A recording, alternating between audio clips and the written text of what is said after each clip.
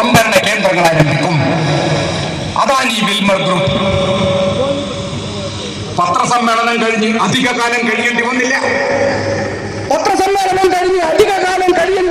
India government of ഇന്ത്യയുടെ ഒരു gazette വിജ്ഞാപനം വരിക. എന്താ ഗസറ്റ് വിജ്ഞാപനം? ആ ഗസറ്റ് വിജ്ഞാപനം മറ്റൊന്നുമല്ല, നമ്മുടെ ഇന്ത്യ രാജ്യത്ത് പരിപ്പും പയറും ഉൾപ്പെടെയുള്ള ധാന്യ വസ്തുക്കളുടെ സംഭരണ ശേഷിയും സംഭരണത്തിനുള്ള അധികാരവും നിയന്ത്രിക്കപ്പെട്ട ഒരു നിയമം നേരത്തെ നിലവിലുണ്ടായിരുന്നു.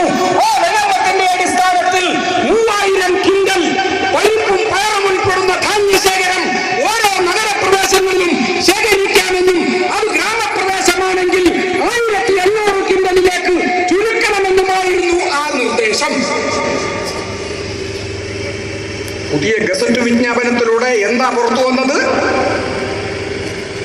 പുതിയ ഗസറ്റ് വിജ്ഞാപനത്തിലൂടെ പുറത്തു വന്നത് ഈ നിയമനാധികാരമുണ്ടല്ലോ, 3000 കിൻഡലും 1500 കിൻഡലും എന്ന് പറയുന്ന ഇന്ത്യ ഗവൺമെന്റിന്റെ പൂഴ്ത്തിവെപ്പിനെതിരായ നിയന്ത്രണാധികാരം, ആ നിയന്ത്രണാധികാരം എടുത്തു കളഞ്ഞുകൊണ്ട് എത്ര വേണമെങ്കിലും സംഭരിക്കാമെന്ന് ഇന്ത്യ ഗവൺമെന്റിന്റെ ഗസറ്റ് വിജ്ഞാപനം 2014 ജൂലൈ മാസത്തിൽ നമ്മുടെ രാജ്യത്ത് പുറത്തു വരിക. ഇത് പുറത്തു വന്ന ഉടനെ അദാനി വിൽമർ ഗ്രൂപ്പ് എന്ന് പറയുന്ന നമ്മുടെ രാജ്യത്തെ പ്രധാനമന്ത്രിയുടെ സ്വന്തം ഗ്രൂപ്പായിട്ടുള്ള അദാനി വിൽമർ ഗ്രൂപ്പ് പഴം പരിപ്പും ഉൾപ്പെടെയുള്ള ഉൽപ്പന്നങ്ങൾ സംഭരിച്ചു വെക്കുന്നു യാതൊരു പരിധിയുമില്ലാതെ.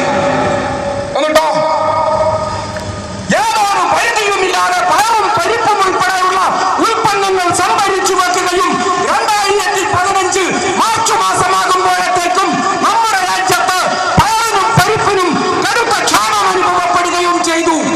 നമ്മുടെ രാജ്യം പഴവും പരിപ്പും കിട്ടാക്കനിയായി മാറി. ഈ സാഹചര്യത്തിലാണ്